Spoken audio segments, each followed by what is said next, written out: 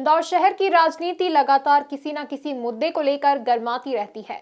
इसी कड़ी में अब इंदौर के फूटी कोठी चौराहे पर लगे अखंड भारत के नक्शे ने राजनीतिक बवाल खड़ा कर दिया है, जिससे पक्ष प्रतिपक्ष के बीच बयानों का दौर भी शुरू हो गया है। देवी अहिल्या की नगरी इंदौर के पश्चिम क्षेत्र में लगे एक नक्शे को लेकर राजनीतिक बयानों का दौर शुरू हो गया है। दरअसल इंदौर नगर निगम द्वारा वैदिक काल की सोच के हिसाब से शहर की फूटी कोठी चौराहे को सजाया गया है, लेकिन अचानक से एक नक्शे की वजह से राजनीतिक सवाल उठ खड़े हुए हैं और कांग्रेस ने इस मामले के चलते नगर निगम के ऊपर आरएसएस के प्रभाव में काम करने का भी आरोप लगाया है। इंदौर नगर निगम या स्मार्ट सिटी प्रोजेक्ट ने जिस तरह से वो अखंड भारत का जो नक्शा बनाया है, उससे माननीय प्रधानमंत्री महोदय और विदेश मंत्रालय से कांग्रेस ये सवाल पूछना चाहती है, क्या भारत की विदेश नीति में कोई परिवर्तन हो गया है क्या?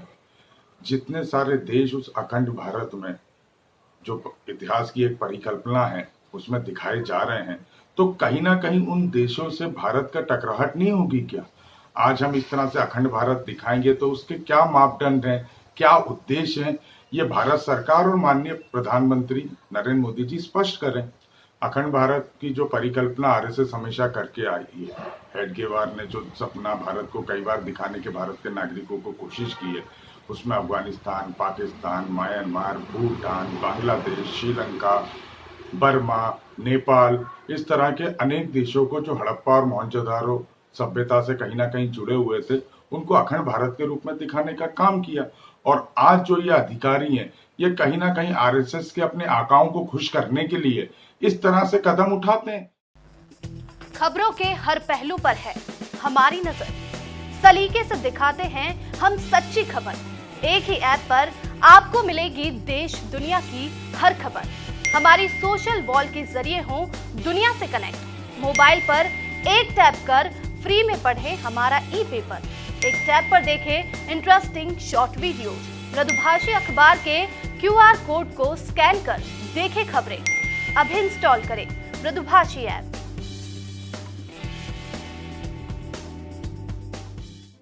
वहीं इस मामले में इंदौर के सांसद शंकर लालवानी का कहना है कि इस अखंड भारत के नक्शे को वैदिक विचारधारा के हिसाब से बनाया गया है। साथ ही शंकर लालवानी ने कहा कि हम सभी जानते हैं कि अखंड भारत की सीमाएं दूर दूर तक फैली हुई थी। देखो, जब भारत अखंड था तो ये सब थे ही सही। तो अब किसी ने लगाया होगा, किसी की परिकल्पना होगी कि ऐसा भारत था, आने वाले समय ऐसा हो।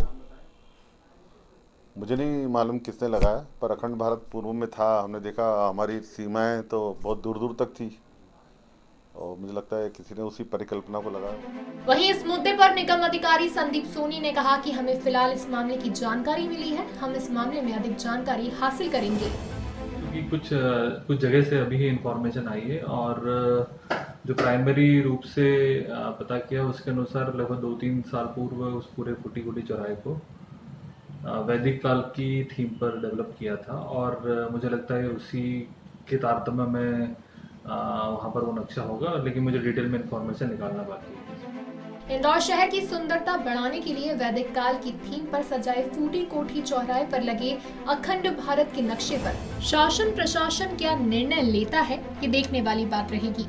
इंदौर से मृदुभाषी के लिए चंकी वाजपेयी की रिपोर्ट। मृदुभाषी से जुड़ने के लिए वीडियो को लाइक, शेयर और सब्सक्राइब करें। खबरों के नोटिफिकेशन के लिए बेल आइकन दबाना ना भूलें।